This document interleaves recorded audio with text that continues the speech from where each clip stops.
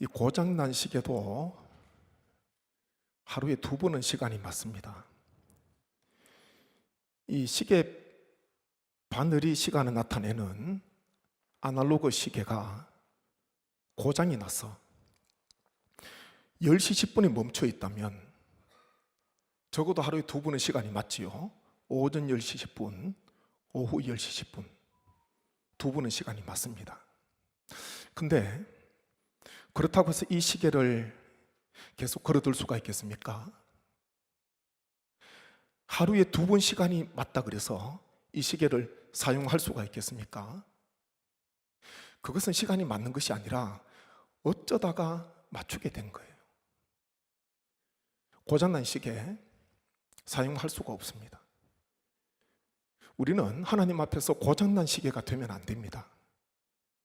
고장이 나서 어쩌다가 하나님의 뜻을 알게 되는 그런 삶이 아니라 매 순간마다 하나님의 뜻을 알기 위하여 말씀과 기도 안에서 분투하고 말씀과 기도 안에서 깨어있고자 부단히 힘쓰는 삶, 하나님께서 우리에게 요구하시는 삶이거든요.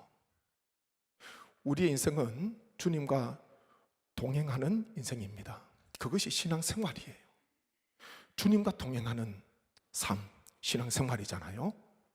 주님의 뜻을 알지 못하고서는 주님과 동행할 수가 없습니다. 그래서 우리는 결코 고장난 시계가 아니라 고장나서 그냥 우두커니 멈춰있는 그런 삶이 아니라 주님의 뜻을 알고 주님과 동행하시는 하루하루의 삶을 사시기를 간절히 바랍니다. 이 바울이 동족 유대인들에게 복음을 전하였지만은 유대인들은 마치 고장난 시계처럼 멈춰 있었습니다. 예수 그리스도께서 주가 되심을 마음으로 믿고 입으로 시인하게 되면 구원을 얻을 수가 있는데 유대인들은 율법을 행함으로 구원을 얻으려고 하는 그 자리에 멈춰 있었다는 것이죠. 그것이 유대인들에게 있어서 가장 안타까운 모습입니다. 그로 인해서 유대인들 대부분이 복음에 불순종하지 않습니까? 복음에 순종하지 않습니다. 그렇다면 하나님께서 이들을 어떻게 하셨나? 복음을 거스르고 복음에 순종하지 않는 유대인들 하나님께서 버리셨는가? 1절 말씀에 보면 바울은 결코 그렇지 않다 그렇게 말씀하거든요. 1절 앞에 한번 보십시오. 같이 봅니다. 그러므로 내가 말하노니 하나님이 자기 백성을 버리셨느냐? 그럴 수 없느니라. 아멘. 복음을 듣지 않고 복음을 거스릅니다. 예수 그리스도 믿으면 구원받는데 그 복음을 믿지 않고 율법을 행함으로 구원 얻기 위해서 끊임없이 복음을 거부하고 복음을 거절합니다. 하나님께서 이들을 어떻게 하셨나? 대부분 복음에 불순종했는데 하나님께서는 이들을 버리지 아니하셨다. 그렇게 말씀하거든요. 하나님의 사랑이잖아요. 하나님께서는 끊임없이 이들에게 복음을 전합니다. 사도 바울은 끝까지 동족 유대인의 구원을 위해서 바울은 헌신하지 않습니까? 때로는 그것이 너무나 안타까워서 이제는 내가 이방인들에게만 복음을 전하겠다 그렇게 선언했음에도 불구하고 다음 선교지에 가서는 여전히 회당을 먼저 찾아가게 됩니다. 회당에 동족들이 있으니까 그곳 회당에 가서 또 복음을 전하는 거예요. 하나님께서는 바울을 통해서 동족 유대인들 먼저 복음을 듣고 먼저 구원을 얻어야 되는 그 기회를 하나님께서 주시거든요. 하나님께서 이들을 버리지 아니하십니다. 복음을 거절하지만. 그래서 로마서 10장 21절에 보게 되면 이렇게 말씀하거든요. 21절 말씀 같이 봅니다. 이스라엘에 대하여 이르되 순종하지 아니하고 거슬러 말하는 백성에게 내가 종일 내 손을 벌렸노라 하였느니라. 아멘. 하나님께서 내가 종일 내 손을 벌렸다 그렇게 말씀합니다. 이것은 구원 애로의 초청이잖아요. 하나님의 포기하지 아니하시는 사랑, 끊임없이 베풀어 주시는 사랑, 내가 종일 내 손을 벌렸노라, 그렇게 말씀합니다. 이들이 누굽니까? 이스라엘이잖아요. 복음에 순종하지 않고 거슬러 말하는 백성들입니다. 하나님께서는 이들을 버리지 아니하시고 포기하지 아니하시고 하나님께서는 끊임없이 사랑으로 이들을 대하셨다는 것이죠. 이것이 하나님의 사랑입니다. 그러면서 바울은 동족 유대인들, 이스라엘 백성들, 하나님께서 자기 백성을 버리지 않으셨음에 대해서 읽은 말씀을 보게 되면 두 가지를 예를 들어서 입증을 하고 있습니다. 첫 번째는 바울 자신이에요. 바울은 자신을 보라는 것입니다. 1절 중간 한번 보십시오.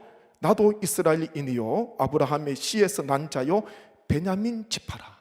아멘. 나도 이스라엘인이요 아브라함의 씨에서 난 자요. 아브라함의 후손이라는 것이죠. 아브라함의 자손이라는 거예요. 그리고 베냐민 지파라.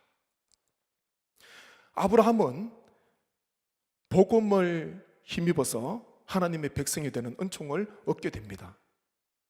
다시 말해서 하나님께서 이 사도 바울을 버리지 아니하셨다는 말씀이죠. 하나님께서 바울을 버리지 아니하셨습니다.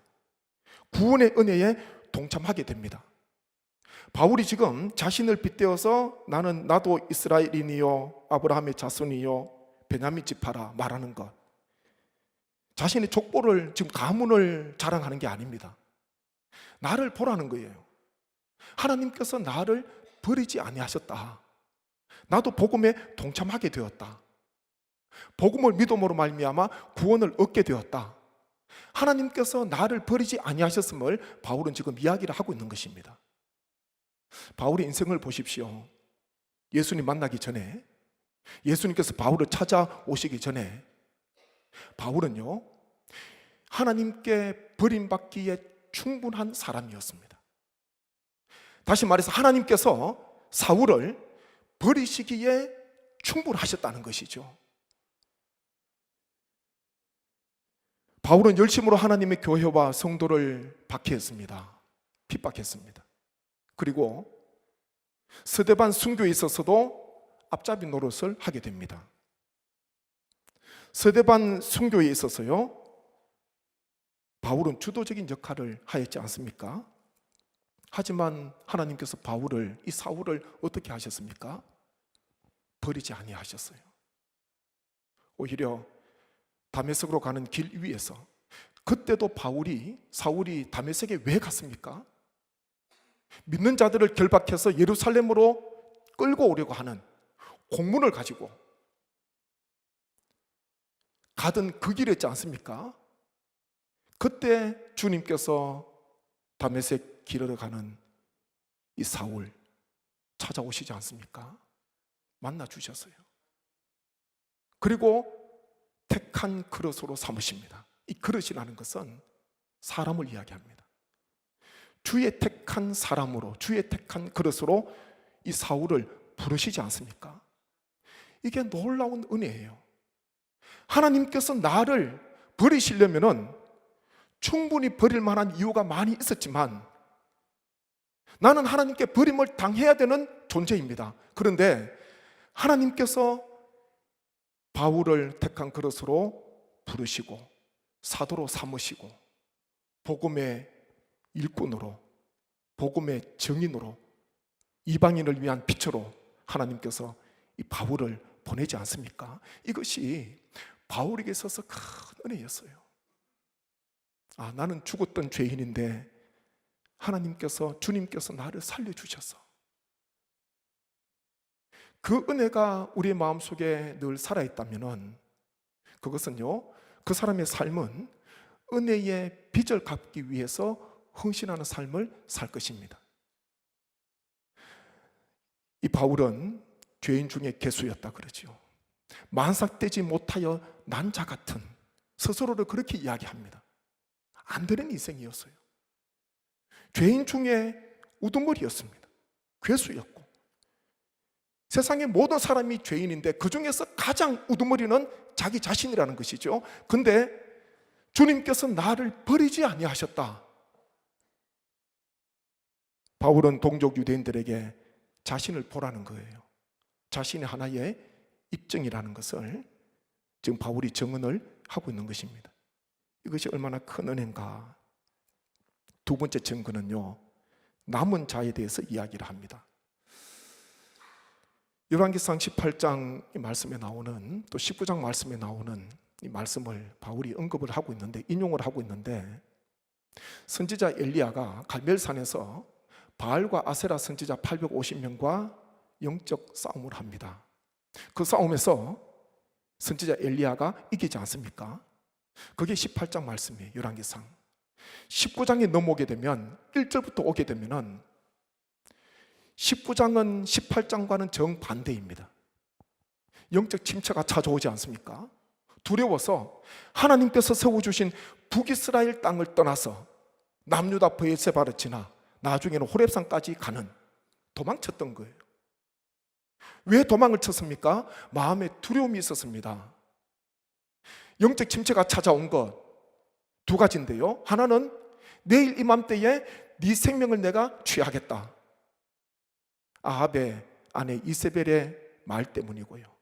또 하나는 보니까 자기 자신만 남았기 때문에 다 바알에게 무릎을 꿇었고 나만 혼자 남았다는 것을 이 엘리야가 생각했기 때문에 그 두 가지 이유로 사명의 자리를 떠나서 남유다 브엘세바까지 도망을 치지 않습니까?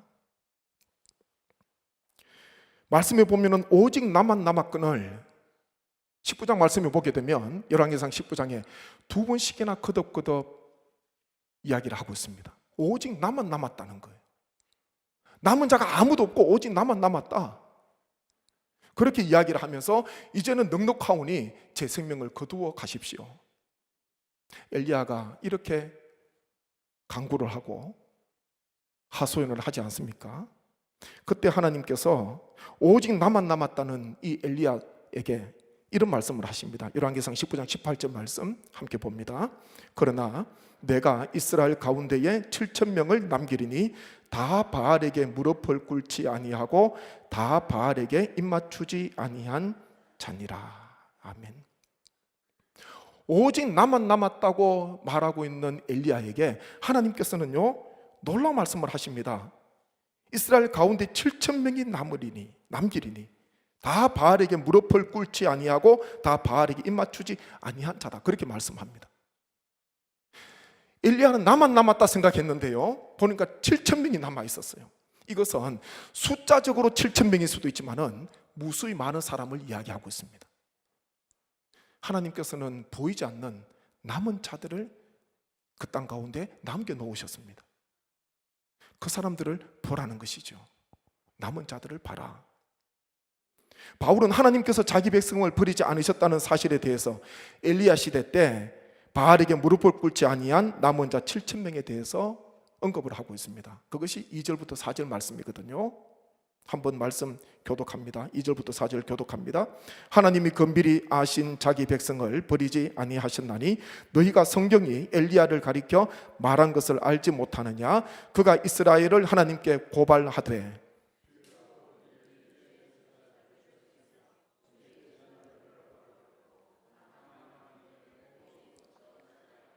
4절 같이 있습니다.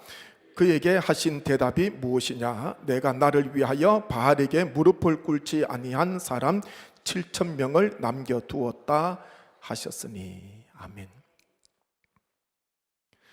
바울은 하나님께서 버리지 아니하셨다, 이것을 입증하기 위해서 구약의 엘리야 시대 때 바알에게 무릎을 꿇지 않고 입맞추지 아니한 7,000명을 남겨두신 것에 대해서, 남은 자에 대해서 지금 바울이 이야기를 하고 있습니다. 하나님께서 버리지 아니하셨다는 거예요. 그때에도 엘리야 눈에는 보이지 않았지만은 여전히 남은 자들이 있었다는 것입니다. 7,000명이나 되는 무수히 많은 사람들이, 남은 자들이 있었다. 하나님께서 결코 버리지 아니하셨다, 그런 말씀입니다. 하나님의 복음을 거절하고 하나님의 뜻을 거스르고 하나님을 대적함에도 불구하고 하나님께서 그들을 버리지 아니하셨다. 그것을 엘리야 시대 때 남은 자 7천 명에 대한 이야기를 통해서 지금 전해주고 있는 것입니다. 그러면서 바울은 유대인들에게 지금도 남은 자가 있음을 알려주고 있는데요, 5절 말씀 한번 보십시오. 5절 같이 읽습니다. 그런즉 이와 같이 지금도 은혜로 택하심을 따라 남은 자가 있느니라. 한 번 더요. 그런즉 이와 같이 지금도 은혜로 택하심을 따라 남은 자가 있느니라. 아멘. 여기서 우리가 주목해야 되는 말씀은 은혜로 택하심을 따라 라는 말씀입니다. 은혜로 택하심을 따라. 비록 대부분의 유대인들이 복음에 순종하지 않았다 하더라도 지금도 남은 자가 있는데, 그들은 은혜로 택하심을 따라 남은 자 된 소수의 유대인들을 이야기하고 있습니다. 대부분 불순종했는데, 순종하지 않았는데, 그럼에도 불구하고 은혜로 택하심을 받은 남은 자 소수가 있다는 것이죠. 다시 말해서 하나님의 은혜로 구원받은 자를 바울은 이야기를 하고 있습니다. 신약에서 이 은혜라는 말, 헬라어로 카리스라 그러는데, 은혜라는 말이 가장 많이 기록되어 있는 곳이 바로 바울 서신이잖아요. 신약에 한 155회 정도 은혜라는 단어가 기록되어 있는데 약 100번 정도가 바울 서신에 기록이 되어져 있습니다. 그래서 신약 인물 가운데 은혜를 가장 많이 말한 사람이 바로 바울이라는 것이죠. 신약에 한 150회 정도가 기록됐는데 3분의 2가 바로 100번 정도가 바울 서신에 기록된 거예요. 바울 서신은 한마디로 보면은 은혜의 서신이었습니다. 은혜의 서신. 바울이 이렇게 고백하지 않습니까? 자기가 자기 된 것, 하나님의 은혜임을 고백합니다. 고린도전서 15장 10절 말씀 같이 봅니다. 그러나 내가 나 된 것은 하나님의 은혜로 된 것이니 내게 주신 그의 은혜가 헛되지 아니하여 내가 모든 사도보다 더 많이 수고하였으나 내가 한 것이 아니요 오직 나와 함께 하신 하나님의 은혜로라. 아멘. 바울의 인생을 한 절로 요약한다면 고린도서 15장 10절입니다. 하나님의 은혜로 되었다. 내가 모든 사도보다 더 많이 수고하였으나 내가 한 것이 아니요 오직 나와 함께 하신 하나님의 은혜로다. 여기도 보니까요, 고린도서 15장 10절 말씀, 방금 읽은 말씀에도 보니까요, 은혜라는 단어가 3번 기록되어 있습니다. 이 한 절만 해도 은혜가, 카리스가 3번이나 기록된 거예요. 바울의 신앙은요, 은혜의 신앙입니다. 은혜의 신앙. 이어서 바울은 구원에 있어서 은혜와 행위의 관계를 이렇게 설명하고 있습니다. 6절 말씀 보십시오. 6절 함께 봅니다. 만일 은혜로 된 것이면 행위로 말미암지 않음이니 그렇지 않으면 은혜가 은혜되지 못하느니라. 한 번 더 봅니다. 만일 은혜로 된 것이면 행위로 말미암지 않음이니 그렇지 않으면 은혜가 은혜되지 못하느니라. 아멘. 이 무슨 말씀입니까? 구원이 있어서는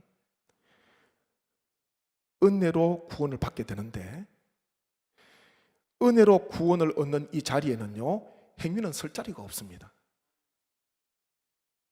구원이 있어서 은혜와 이 행함은 공존할 수 없는 것이죠.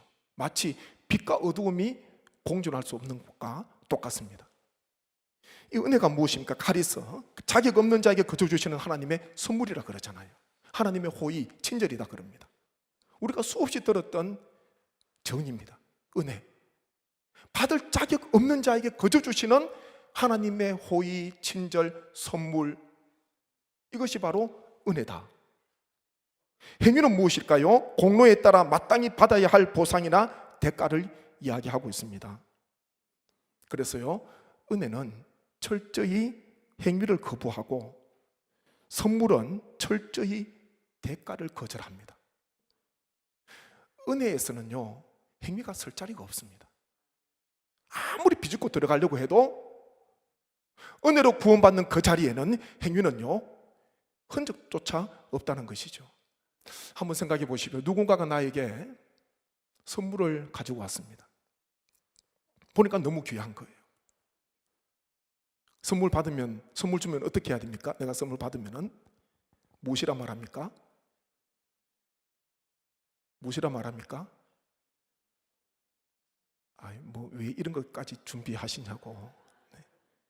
이렇게까지 안 해도 괜찮은데, 근데 속으로는요, 땡큐입니다. 그런 이야기 하지 않습니까? 선물을 받으면요, 첫 번째는 감사해요. 이것이 뭔지도 모릅니다. 뭔지도 몰라요. 근데 만약 누군가가 나에게 기쁨으로 선물을 가지고 왔는데 다짜고짜 영수증 주세요. 제가 얼마 정도는 제가 일정 금액은 제가 지불할게요. 그것은요, 선물에 대한 예의가 아니죠. 은혜에 대한 예의가 아닌 거예요. 누가 선물을 주면은 그것은 그냥 나를 향한 그 사람의 호의다, 나를 향한 그 사람의 사랑이다, 감사한 마음을 가지고 그냥 받으면 돼요. 그게 선물입니다. 그 가격이 얼마든지 간에 그냥 감사함으로 받는 것, 그게 선물이거든요. 이게 구원이라는 거예요. 우리가 구원 얻은 것은 은혜에 의하여 믿음으로 말미암아 구원을 얻었잖아요. 그런데 이것은 하나님의 선물이다, 그렇게 말씀합니다. 행위에서 난 것이 아니다, 그렇게 이야기합니다. 그렇기에 자랑할 수가 없고요, 은혜로 구원받은 그 자리에는 행위가 설 자리가 없는 것입니다. 에베소서 2장 8절 9절 말씀 한번 같이 봅니다. 함께 보겠습니다. 너희는 그 은혜에 의하여 믿음으로 말미암아 구원을 받았으니 이것은 너희에게서 난 것이 아니요 하나님의 선물이라. 행위에서 난 것이 아니니 이는 누구든지 자랑하지 못하게 함이라. 아멘. 은혜로 구원 얻었다는 것은요, 얻는다는 것은 단 0.1%의 행위도 들어있지 않다는 것을 의미합니다.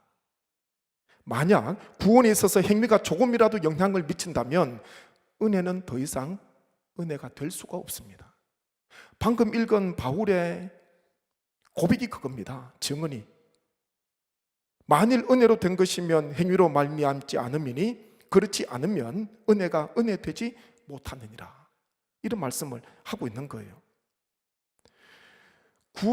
은혜로 구원을 받았다면 그것은 행위로 된 것이 아니다, 그렇게 말씀합니다. 다시 말해서 이 은혜와 행위는 공존할 수가 없습니다. 함께 있을 수가 없는 거예요.